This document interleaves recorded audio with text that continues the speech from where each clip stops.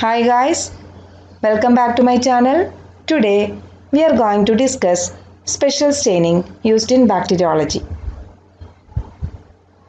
Some important special staining techniques used in bacteriology are endospore staining, capsule staining, flagellar staining, negative staining and volatile granule staining. First we can see endospore staining.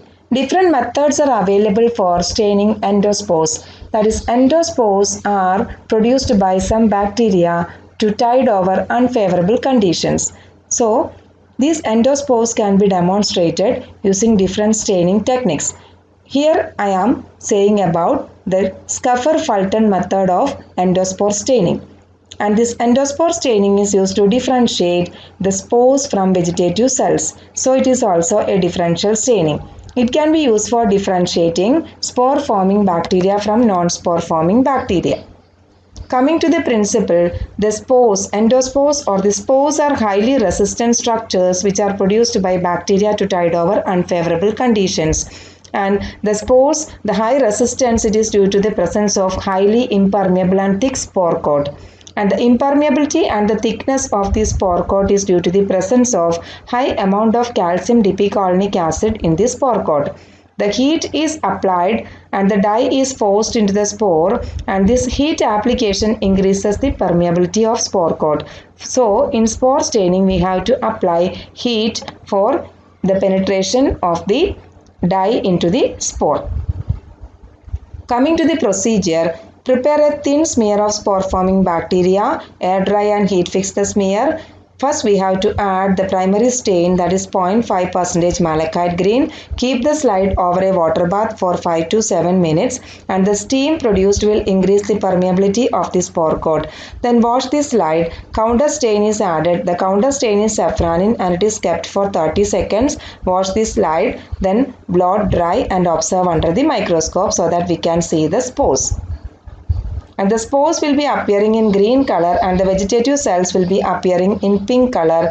And here we can see the spores appearing in green color and the vegetative cells are pink in color. Some examples of spore forming organisms are Bacillus and Clostridia.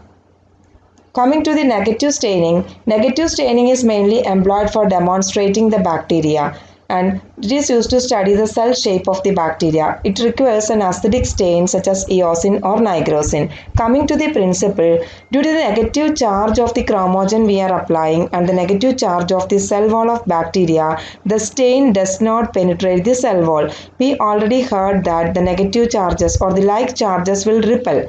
This is the principle, that is, because of the negative charge of the chromogen and the cell wall, the stain does not penetrate the cell, the stain repels and the cell remains colorless or unstained. They can be easily demonstrated or they can be easily distinguished against a colored background, and the technique does not require heat fixation. Coming to the principle of procedure of negative staining, we are using nigrosin or eosin. We can use either nigrosin or eosin. So we have to place a drop of the stain on a clean glass slide, mix a small amount of the bacterial culture in that droplet, then place another slide over it and simply drag the slide so that a thin smear will be obtained.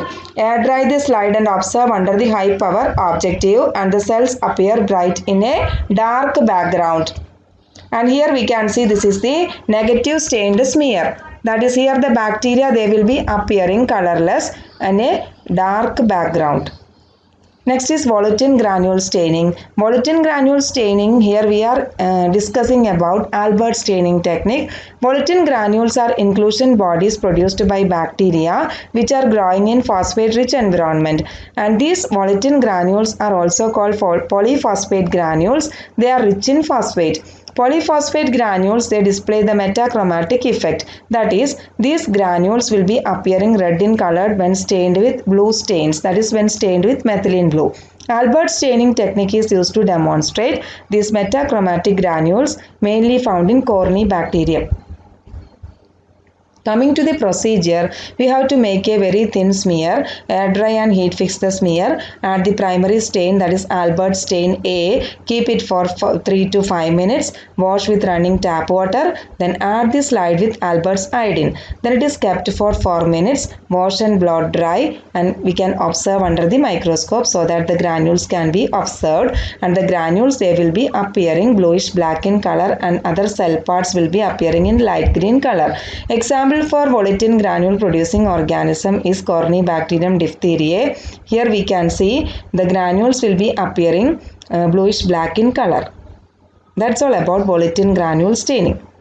Next we can see flagellar staining. Flagellar staining, it is employed to reveal flagella. Flagellum, it is a tiny slender filament which is produced by some bacteria and is used for locomotion, and width of the flagella, it lies beyond the resolving power of the light microscope, so we cannot see the flagella under light microscope.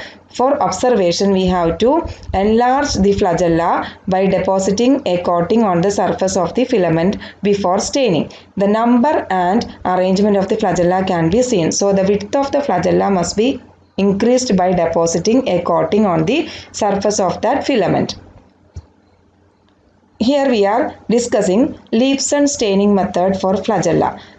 Grow the flagellated organism on a suitable medium, then centrifuge the culture to obtain the pellet, then we have to resuspend the pellet in 10% formalin to produce turbidity.